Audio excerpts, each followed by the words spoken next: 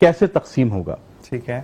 اچھا اس میں میں اپنی تمام سننے والیوں کو ایک بات بتا دوں. دیکھیے وراثت کے اندر ہمیشہ ایک چیز ذہن میں رکھیے گا, آپ کا وراثتی دعویٰ کبھی انتشار یا فساد کی وجہ نہیں بننا چاہیے. ٹھیک ہے. کاروبار میں یہ بہت زیادہ ہوتا ہے کہ بہنیں اپنے سسرال کی وجہ سے بھائیوں کو بہت زیادہ تنگ بھی کرتی ہیں, جس کی وجہ سے ایک انتشار پروڈیوس ہوتا ہے, فساد پروڈیوس ہوتا ہے, اور اینڈ آف دی ڈے کسی کو کچھ بھی حاصل نہیں ہوتا.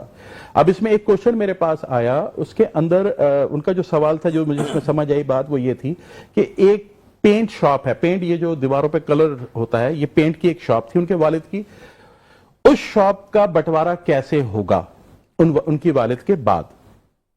دیکھیں بٹوارے میں وراثتی حق میں ایک چیز یاد رکھیے گا, ہمیشہ اسیٹ کا بٹوارا ہوتا ہے.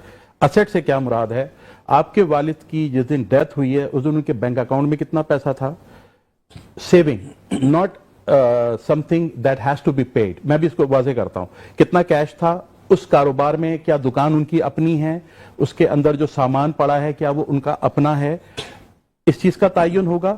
پلس کتنا پیسہ ریسیویبل ہونا ہے, جو ادھار دیا ہوا ہے لوگوں کو, جو پیسہ وہاں سے ریسیو ہونا ہے. اسی طرح کتنا پیسہ آپ نے لوگوں کا ادا کرنا ہے جو آپ پہ قرض ہے, جو آپ کا پے ایبل ہے. اس تمام کی سیٹلمنٹ کے بعد تعین ہوگا چیز ہے اور کیسے اس کا ہوگا. دیکھیں ابھی جو ان کا سوال تھا اس میں دکان ہے کرائے پہ, تو اس کا مطلب یہ ہو گیا اس پراپرٹی میں کسی کا کوئی حق نہیں ہے, کیونکہ وہ تو ہے کرائے پہ. کاروبار چل رہا ہے پچھلے 40 سالوں سے, وہ پینٹ کی دکان میں 2 بھائی انوالو ہیں اس کاروبار میں, 2 بھائی انوالو نہیں ہیں, 2 بہنیں انوالو نہیں ہیں. اب اس میں سب سے پہلے تعین ہوگا موڑی کا, سیڈ کیپٹل. آپ کے والد نے جب یہ کاروبار شروع کیا تھا تو اس وقت کیا اس میں پیسے ڈالے تھے. فار ایگزامپل آپ نے دکان لی تو آپ نے کچھ اس کا ایڈوانس پے کیا ہوگا, کچھ فرنیچر بنوایا ہوگا, کچھ چیزیں کی مطلب کچھ چیزیں ڈیکوریشن میں استعمال کی ہوں گی, وہ تمام پیسہ اس کا تعین ہوگا.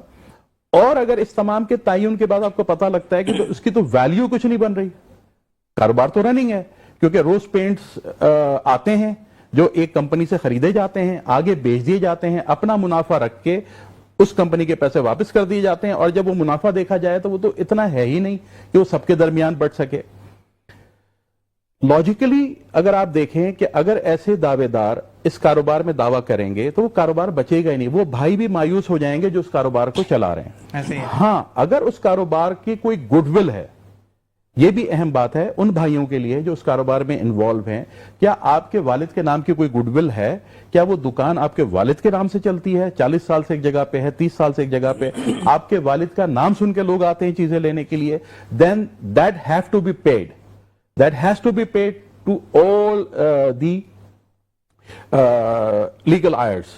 For example, آج وہ دونوں بھائی جو کاروبار میں انوالو ہیں وہ اس بات کا تعین کر لیں کہ ہاں جی یہ دکان میرے والد کے نام سے چلتی ہے, اس کی گڈ ول ہے.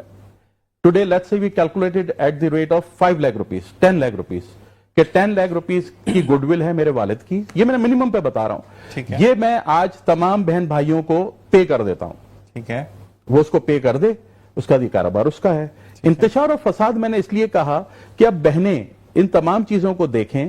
اگر وہ بلا وجہ اس کاروبار کو, ایک چلتی ہوئی دکان کا مقصد یہ نہیں ہوتا کہ اس میں ہر چیز جو ہے وہ اسیٹ ہے, یہ چیز اس میں واضح کرنا چاہتا ہوں.